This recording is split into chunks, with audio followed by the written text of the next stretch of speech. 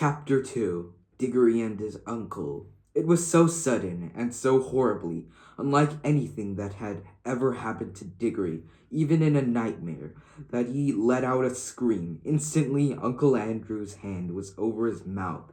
"None of that," he hissed in Digory's ear.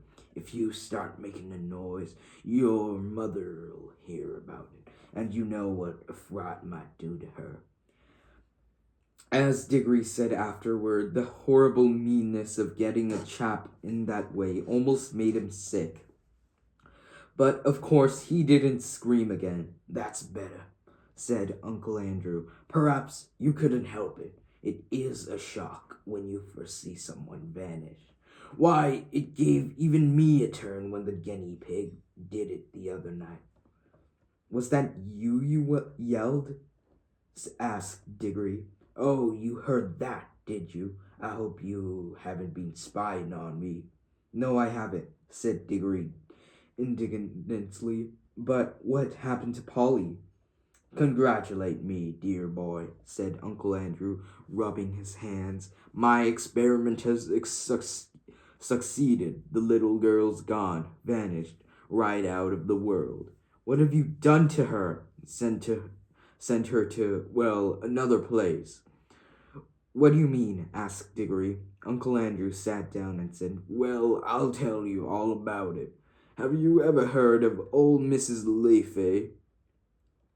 "Wasn't she a great aunt or something?" said Digory. "Not exactly," said Uncle Andrew. "She was my godmother, and that's her right there on the wall." Digory looked and saw a faded photograph. It showed the face of an old woman in a bonnet, and he could now remember that he had once seen a photo of the same face in an old drawer at home. In the country, he had asked his mother who it was, and mother had not seemed to want to talk about the subject much. It was not at all a nice face, Digory thought, though of course with those early photographs one could never really tell. Wasn't there something wrong about her, Uncle Andrew?" He said. "Well," Uncle Andrew said with a chuckle, "it depends what you call wrong. People are so narrow-minded. She certainly got very queer in later life. Did very unwise things. That was why they shut her up." "In an asylum, do you mean?" "Oh, no, no, no," said Uncle Andrew in a shocked voice. "Nothing of that sort, only in prison." "I say," said Digory, "what had she done?" "Ah, poor woman," said Uncle Andrew. "She had been very unwise. There were a good many different things. We needn't go into all that. She was always very kind to me." "But look here, what has all got to do with Polly? I wish you'd—" "All in good time, my boy," said Uncle Andrew. "They let old Mrs. Leafy out before she died, and I was one of the very few people whom she would allow to see her in her past illness. She had got to dislike ordinary, ignorant people, you understand. I do myself, but she and I were interested in the name sort of things. It was only a few days before her death that she told me to go to an old barrow in her house and open a secret drawer and bring her a little box that I would find there. The moment I picked up that box, I could tell by the pricking in my fingers that I held some great secret in my hand. She gave it me and made me promise that as soon as she was dead, I would burn it, unopened, with certain ceremonies. That promise I did not keep. Well then, it was jolly rotten of you," said Digory. Rotten, said Uncle Andrew with a puzzled look.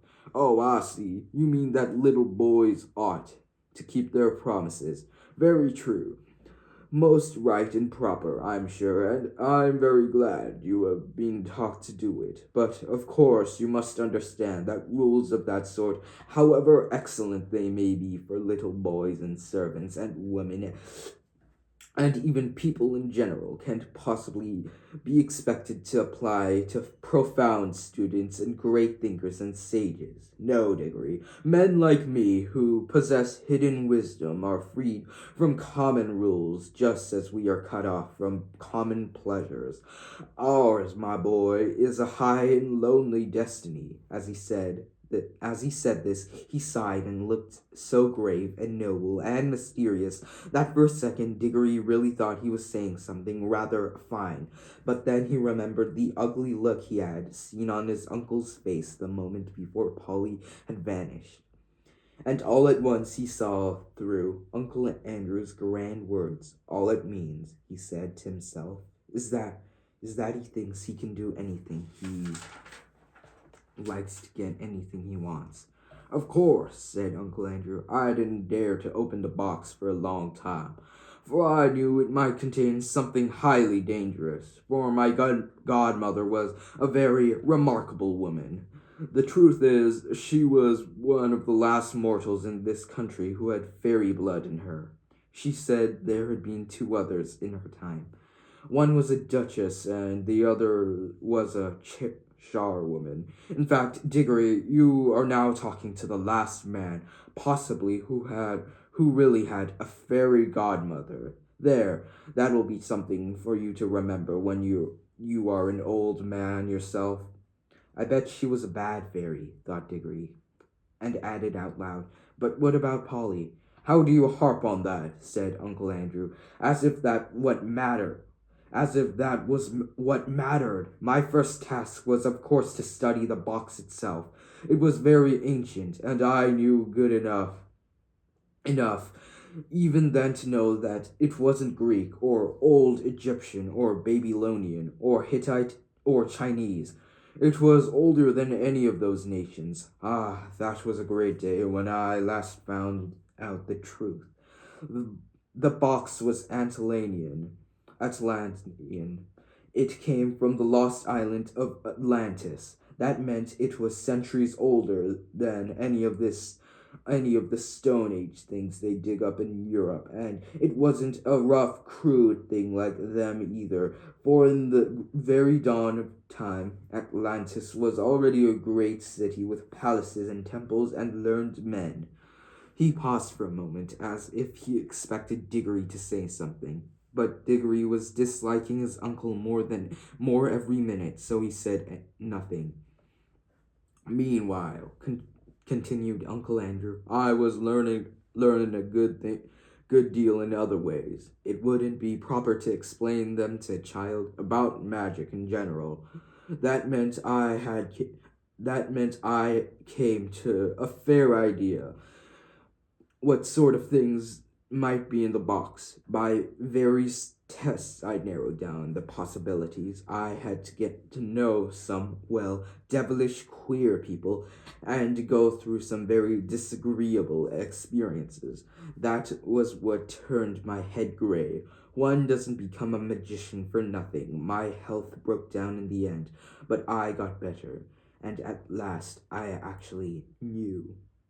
Although there was not really the least chance of anyone overhearing them, he leaned forward and whispered as he said, The ant, the Antlian, the Antlian box contains something that had been brought from the other world when our world was only just beginning. What? Asked Diggory, who was now interested in spite of himself. Only dust, said Uncle Andrew. Fine, dry dust. Nothing much to look at, not much to show for a lifetime of toil, you might say. But when I looked at that dust, I took jolly good care not to touch it, and thought that every grain once had been in another world. I don't mean another planet, They're part of our world, and you could get to them if you went far enough. But really, a really other world, another nature, another universe, somewhere you would never reach, even if you traveled through the space of this universe forever and ever. A world that could be reached only by magic. Well, here Uncle Andrew rubbed his hand till his knuckles cracked like fireworks. I knew, he went on, that if only you could get it to the right form, that dust would draw you back to the place it had come from. But the difficulty was to get it into the right form. My earlier experiments were all failures. I tried them on guinea pigs. Some of them only died, some exploded like little bombs. It was a jolly cruel thing to do, said Digory, who once had a guinea pig of his own. How do you keep getting off the point? Said Uncle Andrew. That's what the creatures were for. I brought them myself. Let me see, where was I? Ah, yes. At last I succeeded in making the rings, the yellow rings. But now a new difficulty arose. I was pretty sure that a yellow ring would send any creature that touched it into the other place. But what would be the good of that if I couldn't get them back to tell me what they had found there? And what about them? Said Tigray. A nice mess they'd be in if they couldn't get back. You will keep looking on.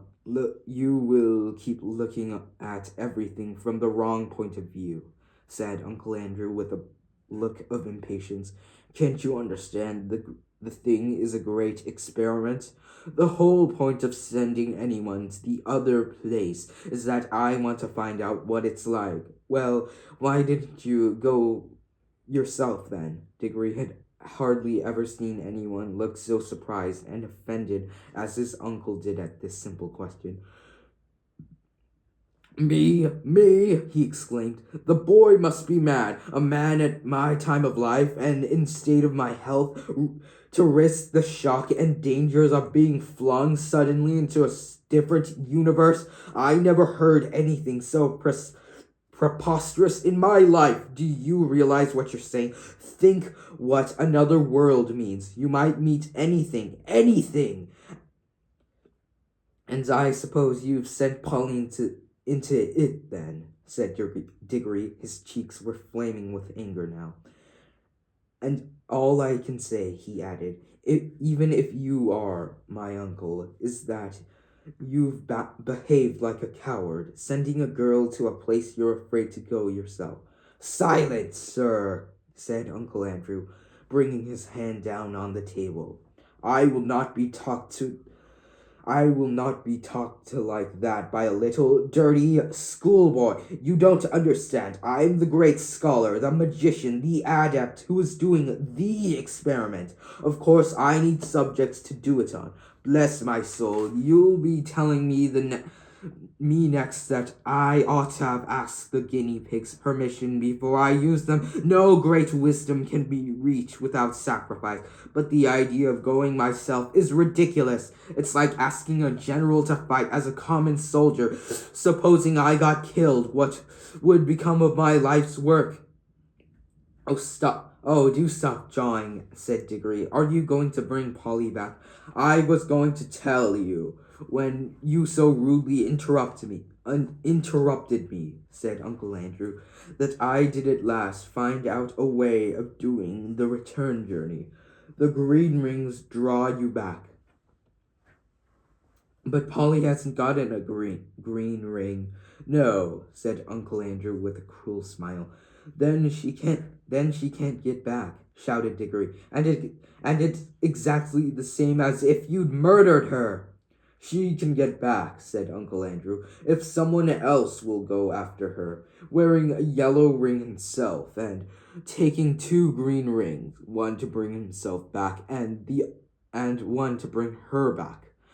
And now, of course, Diggory saw the trap in which he was caught, and he stared at Uncle Andrew, saying nothing, with his mouth wide open, his cheeks gone very pale. I hope, said Uncle Andrew presently, in a very high and mighty voice, just as if he were a perfect uncle who had given one a handsome tip and some good advice. I hope, Diggory, you are not given to showing the white feather.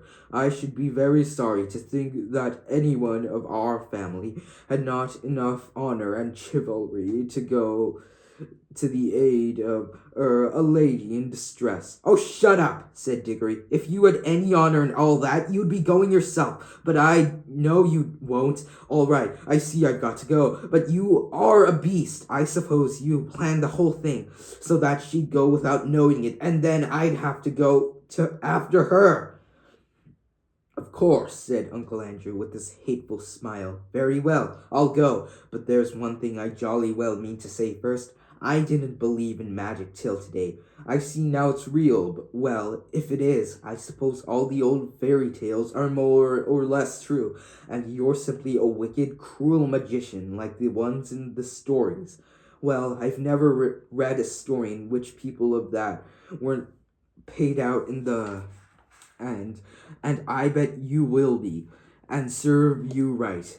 Of all the things Diggory has said, this was the first that really went home. Uncle Andrew started there and came over with his face a look of such horror that, beast though he was, you could almost feel sorry for him. But a second later, he smoothed it all away and said with a rather forced laugh, well, well, I suppose that is a natural thing for a child to think, brought up among women, as you have been. Old wives' tale, eh? I don't think you need to worry about my danger, Diggory. Wouldn't it be better to worry about the danger of your little friend? She's been gone some time. That if there are any dangers over there, well, it could be a pity to arrive a moment too late. A lot you care, said Diggory fiercely. But I'm sick of this job. What have I got to do? You really must learn to control that temper of yours, my boy, said Uncle Andrew cruelly. Otherwise you'll grow up to be just like your Aunt Letty. Now attend to me. He got up, put on a pair of gloves, and walked over to the tray that contained the rings. They only work, he said, if they're actually touching your skin. Wearing gloves, I can pick them up like this and nothing happens. If you carried one in your pocket, nothing would happen. But of course, you'd have to be careful not to put your hand in your pocket and touch it by accident. The moment you touch a yellow ring, you'd vanish out of this world. When you are in the other world, I expect, of course, this hasn't been tested yet, but I expect that the moment you touch a green ring, you vanish out of that world, and I expect reappear in this. Now, I take these two greens and drop them into your right-hand pocket. Remember very carefully which pocket the greens are in. G for green and R for right. GR, you see, which are in the first two letters of green. One for you and the one for the little girl. And now you pick up a yellow one for yourself. I should put it on your finger. If I were you, there'll less be a chance of dropping it. Diggory had almost picked up the yellow ring when he suddenly checked himself. Look here, he said. What about Mother? Supposing she asks where I am. The sooner you go, the sooner you'll be back, said Uncle Andrew cheerfully. But you don't really know whether I can get back. Uncle Andrew shrugged his shoulders, walked across to the door, and unlocked it, threw it open, and said, Oh, very well, then. Just as you please. Go down and have your dinner. Leave the little girl to be eaten by wild animals, or drowned or starved in the other world, or lost there for good. If that's what you prefer, it's all one to me. Perhaps before tea time you'd better drop it on Mrs. Plummer and explain that she'll never see her daughter again because you were afraid to put on a ring. By gum, said Diggory, if don't I just wish I was big enough to punch your head. Then he buttoned up his coat and took a deep breath and picked up the ring. And he thought then, He always thought afterward, too, that he could not decently have done anything else.